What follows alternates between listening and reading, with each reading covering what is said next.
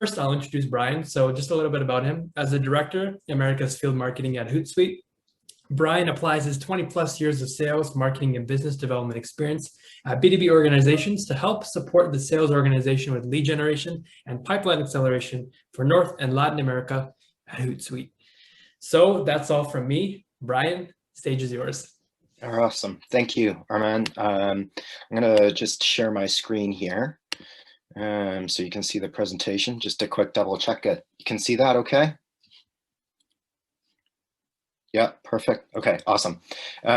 So as Armand introduced me, Bryan Rusche, Director of Field Marketing at Hootsuite.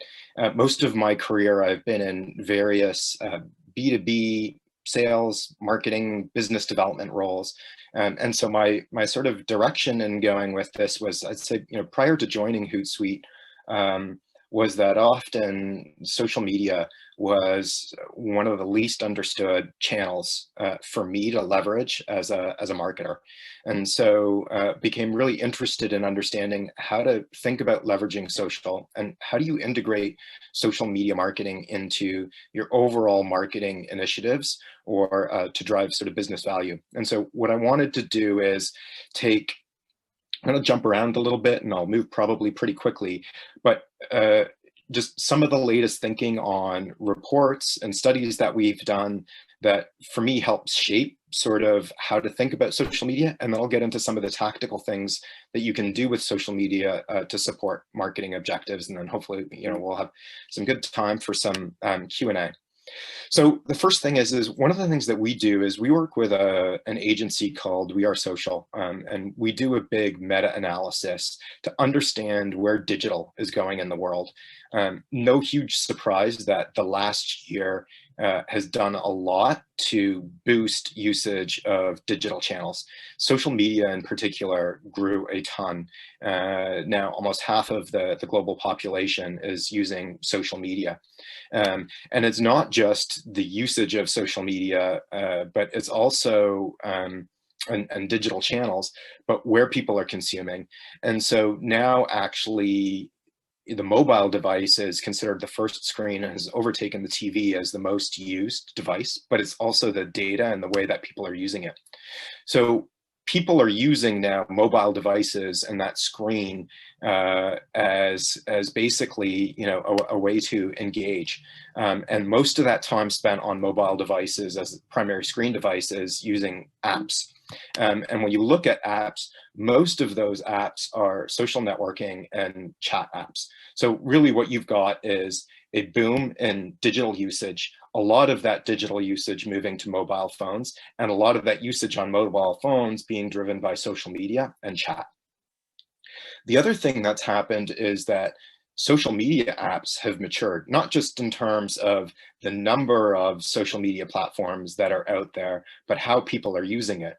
You back up, even 4 or 5 years ago, the number of different ways that we would see that people use social media would have been a far smaller bar chart. So less important that we dig into each of the individual things in here, but just that this is getting bigger and bigger the more these channels sort of proliferate and move on.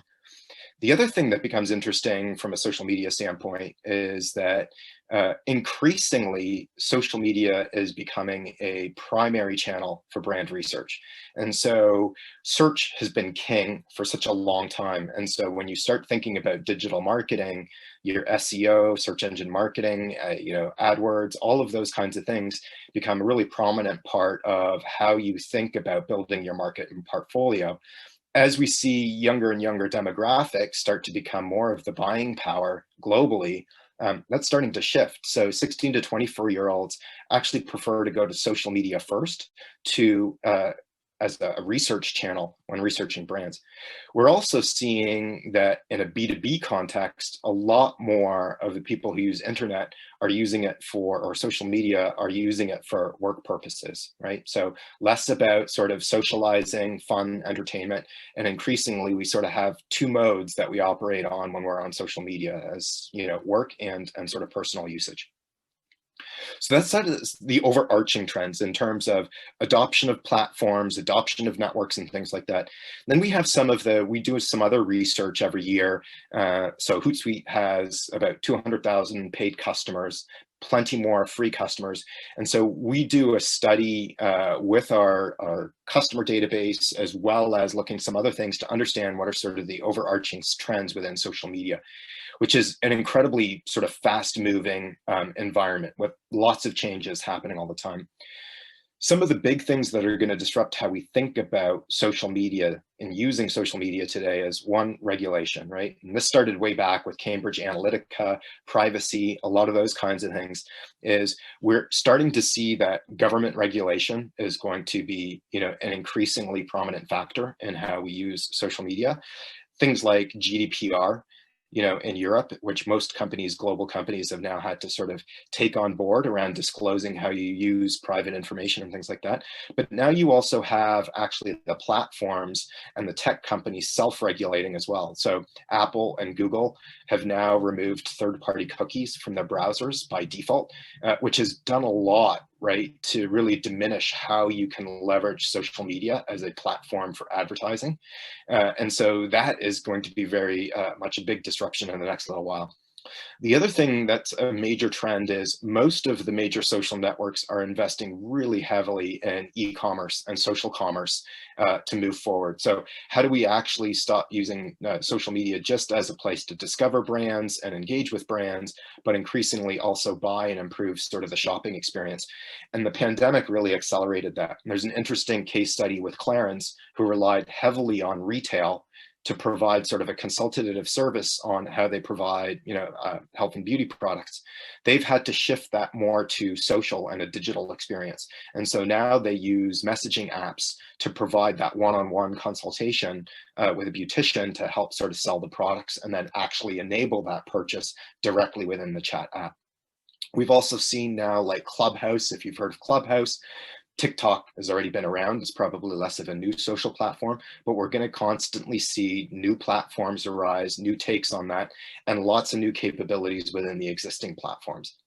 And then the other part, the last part that we're seeing as sort of a really important overarching social trend is less to think about social as a platform for getting found, for building brand awareness and consideration, and more as a place to do market research and customer research, product research, sentiment research, customer service research, all of those kinds of different things.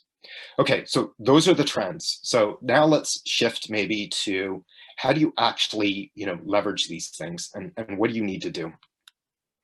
So as you're thinking about going forward and building, marketing plans or marketing strategies for your organization, where does social fit into all of this?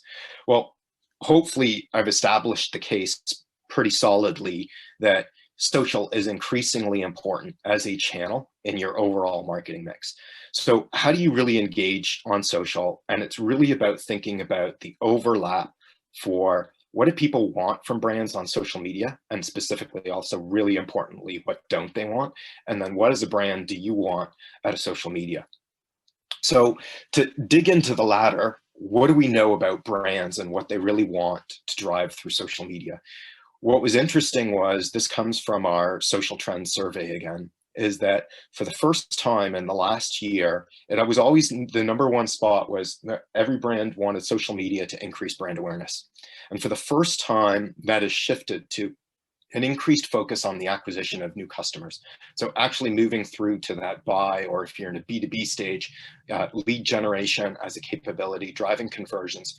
But we're also starting to see the increase of new use cases as well around improving customer retention, improving customer experience, competitive advantage.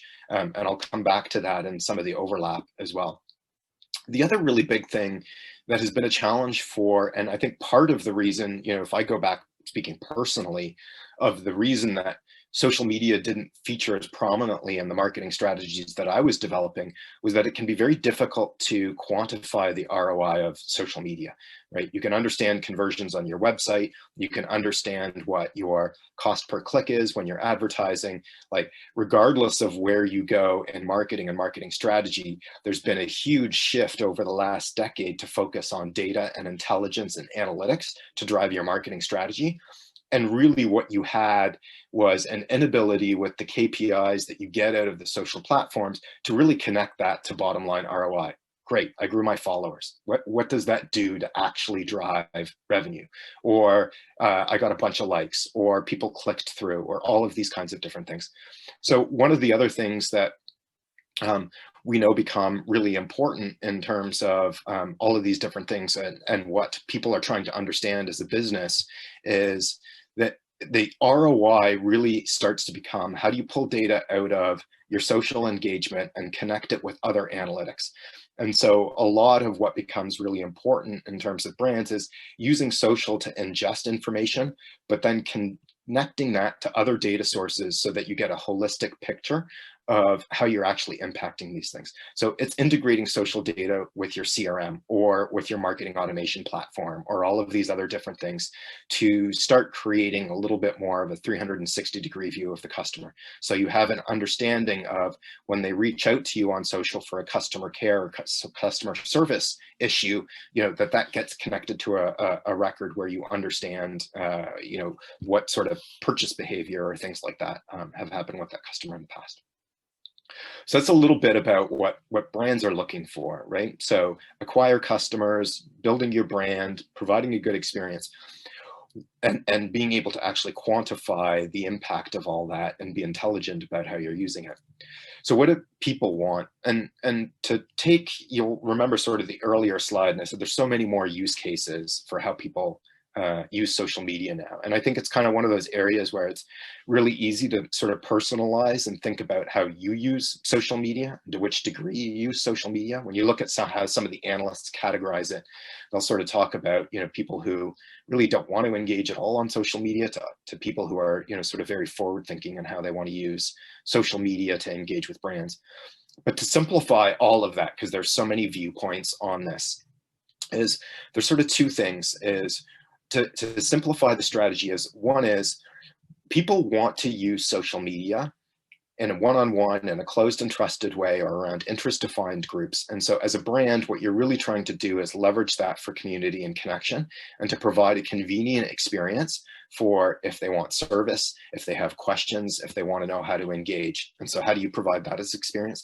And then the other part of it is that they're using public platforms. So this is sort of the private side of social media. And then on the public side, people are using these platforms to discover new things and be entertained. And so there's sort of a dual strategy when you're looking at this. On the first one around community and connection, some of the things to start thinking about is that followers does not equal community, right? So the objective is, and has stopped being, growth of followers, on social media for quite some time. It's really about providing engagement and sort of connecting with people around interests and things like that. The other thing is that people want relationships with people and not brands. And so I'll sort of talk to this in the next slide a little bit more, but it's how do you personify your brand and actually use social media to help them connect with sort of the people behind the brand and not necessarily just your own channel that you have on social media. And then the third thing is that when it comes to community is to remember that you have other stakeholders other than just your customers. So we're seeing that employees is a major stakeholder. We're seeing that the community as a whole is a really big stakeholder, right? So in the last year in particular, with the rise of social issues, pandemic and a variety of other different things, is that brands are getting pulled into all kinds of conversations in the community at large and social issues, regardless of whether that's a product or service that you're providing. And then investors, are also on social media and seeing what you have to say and how you have to respond. So the idea here really is moving from a situation where you have owned accounts that represent your brand and you're thinking about engaging with customers, Two, how are you actually enabling an entire organization to interact with multiple stakeholders? So sure, you have your owned accounts, but what about the role of executives or subject matter experts within your organization? And how are they connecting with, customers or employees on social media? Sales is increasingly being facilitated also on social media, right? Particularly in B2B organizations where face-to-face is no longer a capability. Customer care or customer service is now also sort of an important part of, providing social media. And I talked a little bit about employees, managing your reputation online or using social recruiting, leveraging your employees to post jobs, talk about what work is like there is, a major way to drive sort of recruiting and engagement. So it's a much more sort of distributed, multifaceted way of enabling a whole organization to participate on social media rather than just thinking about your own channels. So on expansion and growth, this is really about how you're getting your marketing messages out through social media. And so here is, rather than spray and pray, it becomes really important to be able to leverage the immense targeting capabilities you have with social media and the intelligence you can have to try and provide that. And then you can also play a lot in sort of the space of infotainment and passive content consumption. And so, how do you be entertaining and fun and engage with people on social media the way that people are using social media?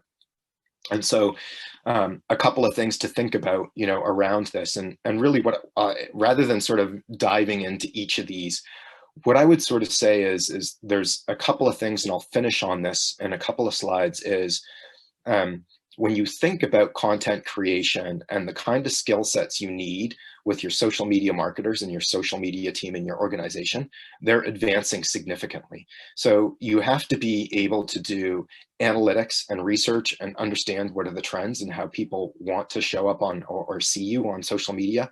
You have to be great at producing all kinds of content format in an agile way. And the bar on how high quality that content needs to be continually raises. You need to have a much stronger understanding of performance and lift that it's having on all of these other different types of things. So generally, I think when we start thinking about social media marketers, traditionally it used to be, hey, let's hire the kid just out of university that gets this social media thing so they can post some things on there. What we're actually now seeing is that the social media marketer has strong analytic skills, is a strong content marketer, really understands performance and lift on other channels. So it's becoming a much more senior strategic role inside organizations. So I guess as sort of a summary to wrap all of these kinds of different things up, if I had a takeaway as you sort of go back into the work world and start thinking about, strategy and marketing and go to market, some things to think about around integrating social. So one is understanding social ROI, doing the work to integrate the data and understand the data that you can ingest from social media and then connect to other data sources becomes really critical, because that's going to drive everything else about your strategy. If you are just relying on the vanity metrics that Facebook or Instagram or Pinterest or any of these other platforms provide, you're really never going to understand how that's impacting your bottom line goals.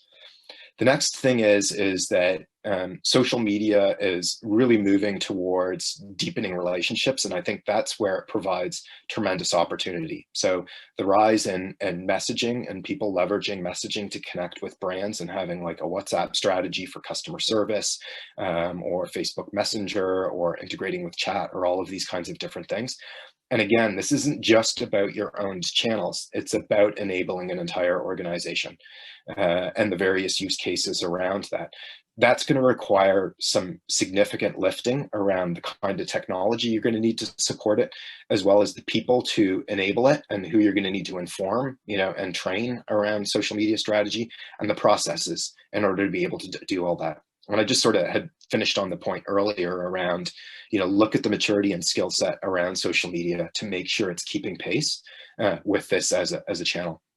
And then the last area is that I think there's still a lot of sort of risk aversion when it comes to social media, particularly when you're dealing with executives who don't fully understand it and really sort of see it as a place where, are we going to get trolled? Are we going to get attacked? Are people going to abuse it?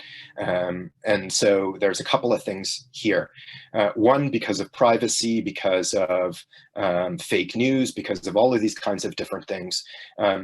There is a real sort of shift, I think, in marketing in general, but specifically that's playing out on social media even a little heavier, is being values led in your marketing and your messaging, and really being able to walk the talk, right? So if you're going to jump in and make statements around diversity and equity, you better make sure that at the board and executive level that you've got really solid, foundations around actually having diversity and inclusion programs in your organizations.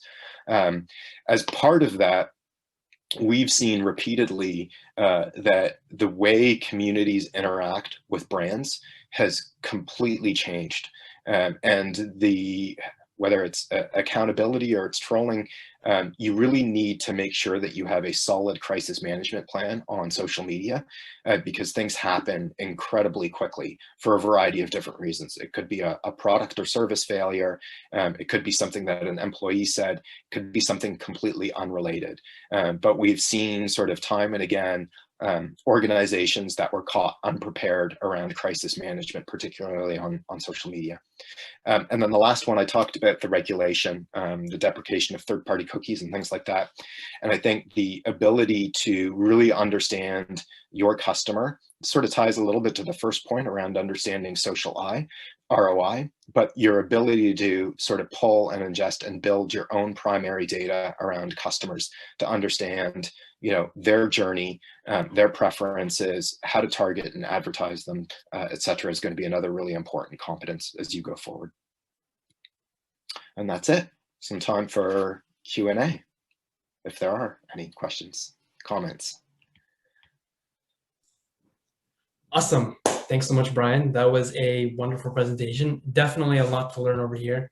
As someone who has spent some time in digital marketing as well, I was able to relate to a lot of these things. So I found a lot of value. I hope our students who are watching found a lot of value as well. I'm gonna kickstart some questions over here. As I pull this up though, I did have a question that was burning on my mind. You discussed social listening, and there's a lot of conversation going on these days between the fine line between social listening and spying on consumers or breaching their privacy. And I think this issue is more prevalent than before. Do you have any thoughts on this? Like, social media and Hootsuite gives businesses access to tons of data, but at what point do you step back and say, okay, ABC metrics are important, but XYZ is perhaps a little too far? And on the flip side, is there even such a thing as breaching privacy? Like, any data you can get is data you can leverage. I'd love to know your thoughts on that one. Yeah, I think there's definitely sort of, it's an area that you need to be careful. I'd say what's happened is, as part of the fallout of Cambridge Analytica, that the social networks and platforms have pulled back heavily in terms of the amount of information that is now available. So privacy concerns have become a huge concern. So where you used to be able to really ingest, so there's kind of what you have in a public forum, and then there's what you have in a private forum. So let me talk about privacy in both of those. In a public forum, basically, what you need to be aware of is when you join a social network and you look at their terms and conditions, there's a lot that you can do to control around what you post and what you say that is public information and what's not public information. A subset of what you say is public information often can be sort of scraped or pulled into what they call like a social listening tool in order to be able to do that. But very often it is meta information that you're looking at. So this is the sort of almost like market research that you can do. So as an example of what you're looking at is, around mentions of my brand, what is sentiment? And then there's a little bit of artificial intelligence that starts to look at, words that were associated within, within a similar post around that may indicate like anger or frustration or happiness or excitement. And you can start to ingest some of this. So this is definitely not in sort of the creepy category, because it's meta information that's widely available. I think the other part of this, and so your ability now to drill into what like you as an individual are doing digitally, and then using that to target that information, that's the part of the deprecation of third-party cookies that, you know, is really like, that's going away. That doesn't exist anymore.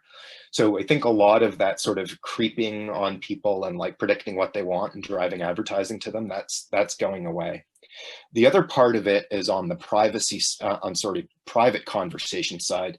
And I think this is really when we think about listening, where I think it's a lot more interesting is, you know, if you think about customer service, you know, as an example, you would hope that as you're having multitudes of customer service conversations, you are learning from those conversations. And so there's a lot of private conversation that people are now having on social media or messaging or things like that with organizations that can be used to actually learn about, you know, where you have service gaps, you know, availability gaps or things like that.